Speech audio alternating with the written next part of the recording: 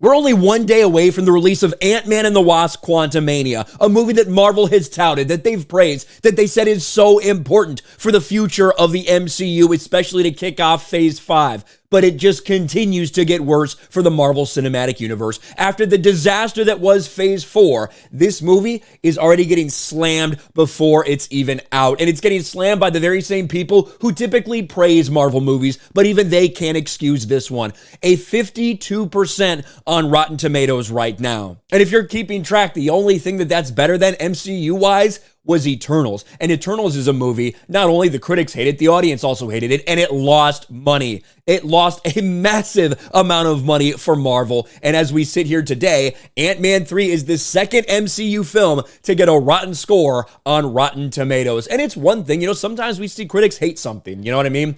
And the fans love it. The audience loves it. And it makes a shit ton of money. It typically hasn't really tracked that way with Marvel. Take Thor: Love and Thunder. That got a bad audience score for MCU standards. And the fans also had a massive problem with it. It was a huge disappointment in the box office. $750 million, right around there. Really, it had a break-even point of somewhere between $650 to $700 million. So you're talking about a movie that barely broke even, which should have been massive. Thor 4, Chris Hemsworth back, all of these things. But no, it was a massive disappointment. And when it comes to Ant-Man and the Wasp: Quantumania, the box office tracking as well continues to get worse. Box office preview, Ant-Man and the Wasp: Quantumania aims for $95 million domestic debut, $255 million globally. Now, if this was 6 years ago, and you heard that it was tracking for nearly $100 million weekend debut, opening weekend domestically, you'd think, wow, that's big news because Marvel movies, they all track so well.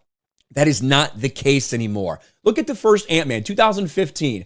This thing only made $57 million opening weekend, but it had a great drop, only 56% drop. Nowadays, what have we seen recently from the MCU? Thor: Love and Thunder. That was around a 68% drop after $144 million opening weekend. So think about that right now, you're looking at something that is well off pace for Thor: Love and Thunder. When you're talking about $144 million opening weekend to now Ant-Man is projected at $95 million. That's a 33% drop off. So just if you're playing it out like that and you're doing some real rough numbers, a 33% drop from something like Thor: Love and Thunder does not bode well for the global box office. That might be something that struggles to break $600 million.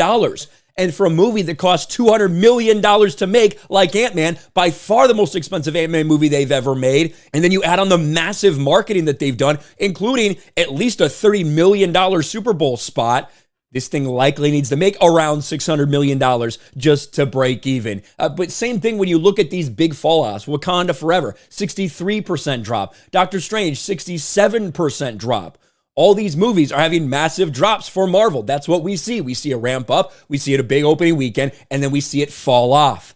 It looks like if that happens for Ant-Man and the Wasp: Quantumania, they could be hurting. This is even with China, with the addition of China. And this number has fallen significantly from just a couple weeks ago. Right here, Ant-Man 3 is expected to rake in between $96 million and $131 million over its 3-day opening weekend domestically. That number has fallen. And between $249 million and $347 as a domestic box office total. And when you look at these global numbers that are coming out, again, that would be extremely low from what we've seen from these Marvel movies, at least in 2022. It seems like everything is going wrong right now for Marvel, for Kevin Feige, for Disney, for the Marvel Cinematic Universe. This is the thing that's supposed to start off a brand new era. And, certainly just because the critics don't like something doesn't necessarily mean it's going to be bad. We've seen that play out time and time again. However, when you look at the reasoning that the critics are saying it's bad, when you look at the reasons that they're talking about, it's not that it's not progressive enough, like the reasons critics usually don't like things. Like, yeah, this is a mess. It's a story that doesn't need to happen. It's a story that seemingly has no point.